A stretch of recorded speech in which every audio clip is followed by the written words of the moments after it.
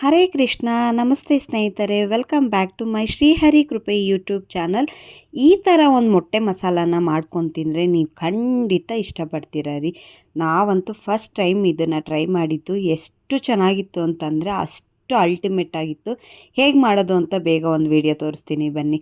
ನಾನಿಲ್ಲಿ ಒಂದು 3 ಮೊಟ್ಟೆನ ತೊಗೊಂಡು ಒಂದು ಬೌಲ್ಗೆ, ಚಿಕ್ಕದೊಂದು ಬೌಲ್ಗೆ ನೋಡಿ ಈ ಥರ ಹಾಕ್ಕೊತಾ ಇದ್ದೀನಿ. 3 ಮೊಟ್ಟೆನೂ ಒಡೆದು ಹಾಕ್ಕೊಂಡು ಖಾರದ ಪುಡಿ, ಗರಂ ಮಸಾಲ, ಸಾಲ್ಟ್ನ ಹಾಕ್ಕೊಂಡು ನೋಡಿ ನೀಟಾಗಿ ಈ ಥರ ನಾನು ಮ್ಯಾಶ್ ಮಾಡ್ಕೊತಾ ಇದ್ದೀನಿ. ತುಂಬ ಚೆನ್ನಾಗಿ ನೀವು ಈ ಥರ ಮಾಡ್ಕೊಳ್ಳೋದ್ರಿಂದ ತುಂಬ ಚೆನ್ನಾಗಿ ಸ್ಟಫಿಂಗ್ ಬರುತ್ತೆ. ತುಂಬ ಅಂದರೆ ತುಂಬ ಚೆನ್ನಾಗಿ, ಒಂದು ಚೂರು ಕೂಡ ಗಂಟಿಲ್ದಂಗೆ ಮೊಟ್ಟೆ ಮತ್ತು ಏನು ನೀವು ಹಾಕ್ಕೊಂಡಿರ್ತೀರಲ್ಲ ಖಾರದ ಪುಡಿ, ಗರಂ ಮಸಾಲ, ಉಪ್ಪು ಮತ್ತು ಅದನ್ನೆಲ್ಲ.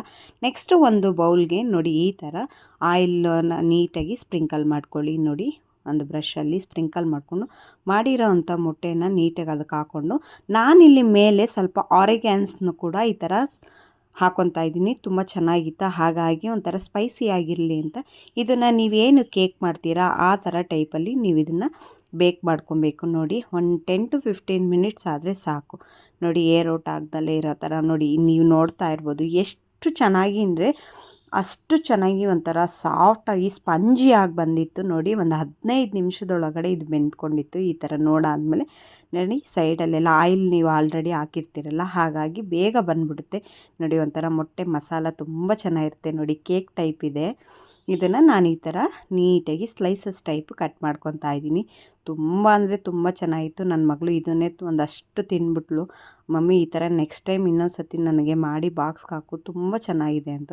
ನೆಕ್ಸ್ಟು ಒಗ್ಗರಣೆಗೆ ನಾನಿಲ್ಲಿ ಚಿಕ್ಕದೊಂದು ಪ್ಯಾನ್ ಇಟ್ಕೊಂಡು ಅದಕ್ಕೆ ಎಷ್ಟು ಬೇಕೋ ಅಷ್ಟು ಎಣ್ಣೆನ ಹಾಕ್ಕೊಂಡು 1 ಚಮಚದಷ್ಟು ಶುಂಠಿ ಬೆಳ್ಳುಳ್ಳಿ ಪೇಸ್ಟ್ನು ಕೂಡ ಹಾಕ್ಕೊತಾ ಇದ್ದೀನಿ. ಒಂದು 2 ರಿಂದ 3 ಹಸಿಮೆಣ್ಸಿಕಾಯಿನೂ ಕೂಡ ಎಣ್ಣೆ ಒಳಗಡೆ ಹಾಕ್ಕೊಂಡು ನೀಟಾಗಿ ಅದನ್ನು ಬಾಡಿಸ್ಕೊತಾ ಇದ್ದೀನಿ. ನೋಡಿ ಇದಾದ ನಂತರ ಅರ್ಧ ಚಮಚದಷ್ಟು ಖಾರದ ಪುಡಿ, ಒಂದು 1/4 ಚಮಚದಷ್ಟು ಧನಿಯಾ ಪುಡಿ, ಒಂದು 1/4 ಚಮಚದಷ್ಟು ಗರಂ ಮಸಾಲಾನ ಹಾಕ್ಕೊಂಡು ನೀಟಾಗಿ ನೋಡಿ ಈ ಥರ ಫ್ರೈ ಮಾಡ್ಕೊಳ್ಳಿ.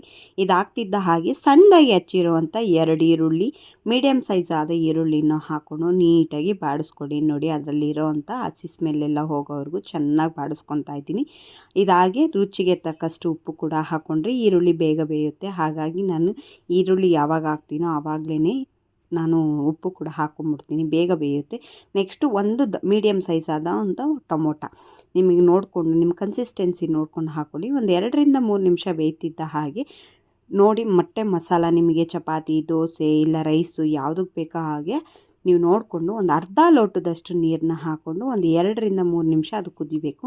ನೋಡಿ ಏನು ಮೊಟ್ಟೆ ಮಾಡ್ಕೊಂಡಿರ್ತೀರಲ್ಲ ನೀವು, ಅದನ್ನು ನೀಟಾಗಿ ಈ ಥರ ಸ್ಲೈಸಸ್ ಥರ ಕಟ್ ಮಾಡಿಕೊಂಡು ಇದಕ್ಕೆ ಹಾಕ್ಕೊಂಡ್ರೆ ಒಂದು 2 ರಿಂದ 3 ನಿಮಿಷ ಬೇಯ್ದರೆ ಸಾಕು ರೀ. ತುಂಬ ಅಂದರೆ ತುಂಬ ಚೆನ್ನಾಗಿರುತ್ತೆ. ಯಾಕಂದರೆ ಆಲ್ರೆಡಿ ಮೊಟ್ಟೆ ಒಳಗಡೆ ಮಸಾಲೆ ಮಿಕ್ಸ್ ಆಗಿರೋದ್ರಿಂದ ತುಂಬ ಚೆನ್ನಾಗಿರುತ್ತೆ. ನೋಡಿ ಬೆಂದಾದಮೇಲೆ ನಿಮಗೆ ಈ ಥರ ಒಂಥರ ಸ್ಪಾಂಜಿಯಾಗಿ ಸ್ಮೂತಾಗಿ ತುಂಬ ಸಾಫ್ಟಾಗಿರುತ್ತೆ. ಮೊಟ್ಟೆ ಅಂತಲೇ ಅದು ನೀವು ಐಡೆಂಟಿಫೈ ಮಾಡೋಕ್ಕೆ ಆಗೋದಿಲ್ಲ, ಅಷ್ಟು ಚೆನ್ನಾಗಿರುತ್ತೆ. ನೀವು ನೋಡ್ತಾ ಇರ್ಬೋದು. ಚಪಾತಿ, ದೋಸೆ ಇದಕ್ಕೆಲ್ಲ ನಾನು ಫಸ್ಟ್ ಟೈಮ್ ಇದನ್ನು ಟ್ರೈ ಮಾಡಿದ್ದು. ಅಲ್ಟಿಮೇಟ್ ಆಗಿತ್ತು. ಸಂಡೇ ಸ್ಪೆಷಲ್ಗೆ ಚಪಾತಿ, ಮೆಂತ್ಯ ಚಪಾತಿ ಜೊತೆಗೆ ನೀವು ಈ ಥರ ಮೊಟ್ಟೆ ಮಸಾಲಾನ ಮಾಡ್ಕೊತೀನಿ, ತುಂಬ ಚೆನ್ನಾಗಿರುತ್ತೆ. ನೀವಿಲ್ಲಿ ನೋಡ್ತಾ ಇರ್ಬೋದು ಅದೆಷ್ಟು ಸಾಫ್ಟಾಗಿದೆ ಅಂತ ನಾನು ತೋರಿಸ್ತಾ ಇದ್ದೀನಿ. ನೋಡಿ ನೀಟಾಗಿ ಮಸಾಲೆ ಕೂಡ ಎಲ್ಲದರೊಳಗಡೆನೂ ಚೆನ್ನಾಗಿ ಸ್ಟಫಿಂಗ್ ಆಗಿದೆ. ನೀವು ಕೂಡ ಈ ಥರ ಮನೇಲಿ ಒಂದು ಸರ್ತಿ ಮಾಡಿ ನೋಡಿ. Thanks for watching my YouTube channel. Keep supporting.